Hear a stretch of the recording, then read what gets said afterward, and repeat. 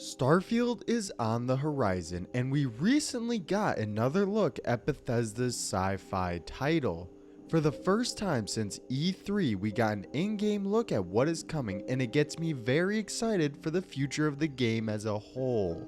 And what is up guys, Inge from the Den Men here, and today we will be looking at all that we got in the latest Starfield insight and what all of it means for Bethesda's next big title. There's a lot of new information that we got, so if you are excited, make sure you hit that like button and comment what you want to see happen in Starfield. But with that being said, we have a lot to go over, so get comfy, relax a little, and let's go through all of the latest news related to the next big sci-fi adventure, Starfield. First thing we need to talk about is the level of depth that is actually being put into Starfield itself. What's so different about this project compared to other Bethesda ones is that you can just tell from the way they are talking about Starfield. In each of the deep dives into Starfield, from the way they all talk about the game, you can see the excitement that creating a brand new world has given them and the breath of fresh air this title has been for Bethesda as a company. From the collapse of Fallout 76 back in 2018 to where they are now, it is really good to see them look back at their roots and create an exciting RPG for fans to enjoy. Moving on though, this look into the world of Starfield brings up some serious speculation because now that we are nearing the end of March, it seems like it is almost that time where we get some gameplay trailers or something along those lines. E3 is just around the corner, with it being set in June, so it is likely that we will be seeing something smaller before the big presentation at the conference. We saw this happen with a teaser trailer of Fallout 76, and I doubt Bethesda will miss a chance to do this again, so expect something closer to the time of E3. We did get a lot of new information in this developer diary pertaining to some RPG elements and some storylines, and all of this talk gets me really excited for what is to come in the game. During the video, they talk a lot about different RPG elements that we will be seeing, and they even brought in the lead quest designer to talk about all of it. What makes it so interesting though is this is the same person who was the lead designer for Far Harbor, arguably one of the best story expansions Bethesda has ever released. This leads me to believe that the choices and consequences we will be seeing for the game will be next level, and for sure would be great to see this time around. Todd goes on to talk a little about certain elements like backgrounds, traits, and defining your character. This goes back to some of the older RPGs that they made, and that is amazing to hear. But they also say it will be different this time around. It will definitely be interesting to see what they actually do, but I'm glad to see that they are taking a look back at games like Oblivion and seeing what they can do to change or improve on that system to make it that much better. We will have a more hardcore RPG to a game like Starfield, and that makes it all the more improved, and can't wait to see what they have to show off on that end.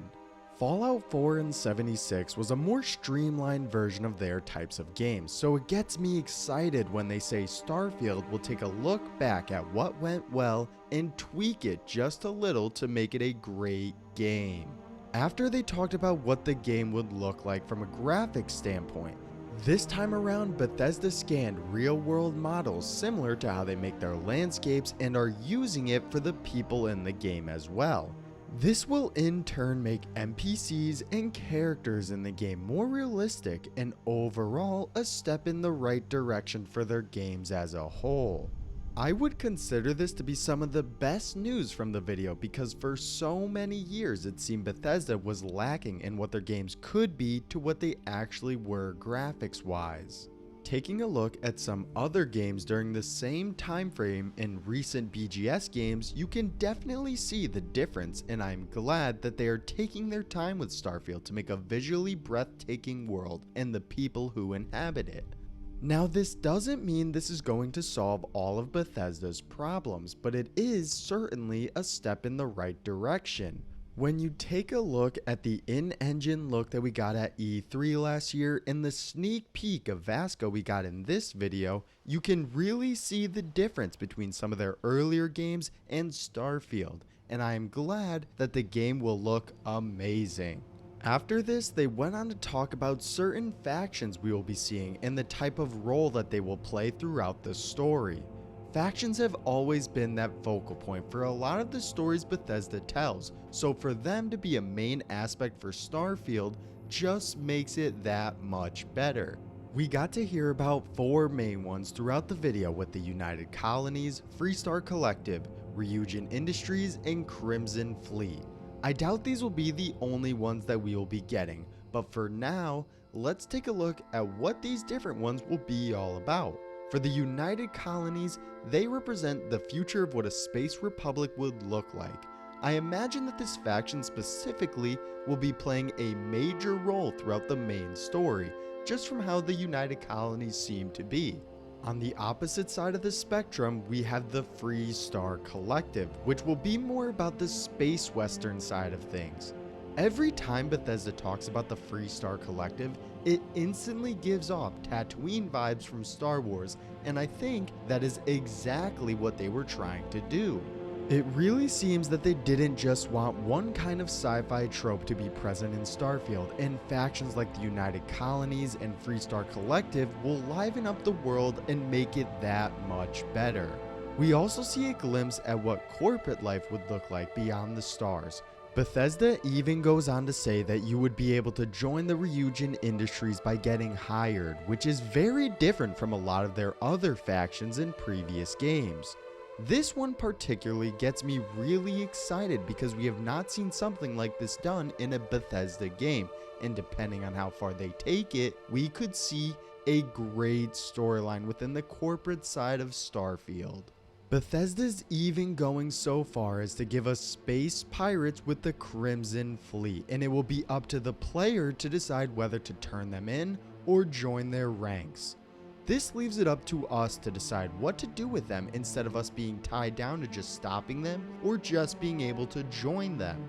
In a game like Starfield, this is great news because it gives the player choices on what type of person they want to be, whether they want to be more of a good player or even someone who wants to play as a bad guy.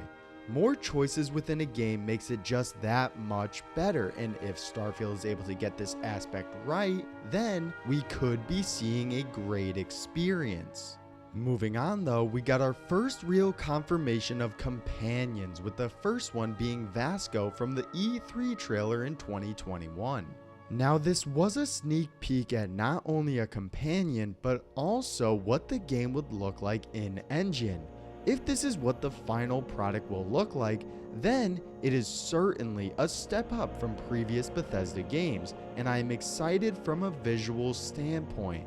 There isn't really much to dissect from the little gameplay snippet, but it looks really good with the Creation Engine 2, and I'm looking forward to getting a more in-depth look at the game sometime soon. Companions though, we got our first confirmation that they will be in Starfield, so what can we expect from them in a game like this? Bethesda is really going deeper into the companion system, and they talk about how it is cool when you can show what these characters feel about you. Throughout your adventures, they will respond to certain things in what you see around the worlds you will explore. This is amazing to hear because a more in-depth version of what we got in Fallout 4 would make the companion system next level. If they are able to build off some of the designs that we saw in their previous title and really give these different characters compelling backstories and ways to interact with the playable world, Starfield will have hit the nail on the mark with this specific feature. Companions will play a big part in the world of Starfield, but dialogue is one of the main building blocks for any game, and they talk a little about what we will be seeing, and it gets me very excited. During the video, they say that they wanted to do a persuasion minigame type thing, and this is interesting to hear because it sounds very similar to the one in Oblivion. Now they did say that it will not be the same thing as the one from The Elder Scrolls 4. Instead, expect there to be hints pointing towards it, but mostly an entirely new system was made for Starfield. Most importantly, they didn't want it to be like there was just one thing you could say for it to be right. They wanted it to be more fluid, like we were actually having a conversation with these characters and persuading them over time. If they are able to do this correctly, it could change the game for the better, and I am definitely interested in hearing more on this aspect of dialogue options. Starfield is shaping up to be a very interesting game with a lot of potential, from its factions to its storytelling and even the characters that will accompany the player. With each new feature we learn more about, it gets me all the more excited for its eventual launch on November 11th of 2022. I doubt this is the last time we will be hearing more on the game before E3 this year, so stay tuned for any Starfield videos in the near future. There's a lot of potential here for a great game, and hopefully Starfield delivers on an amazing sci-fi adventure. But that is all for me now though, guys. If you enjoyed the video, make sure to leave a like and subscribe. Comment any videos you want to see in the future, and I'll see you all next time.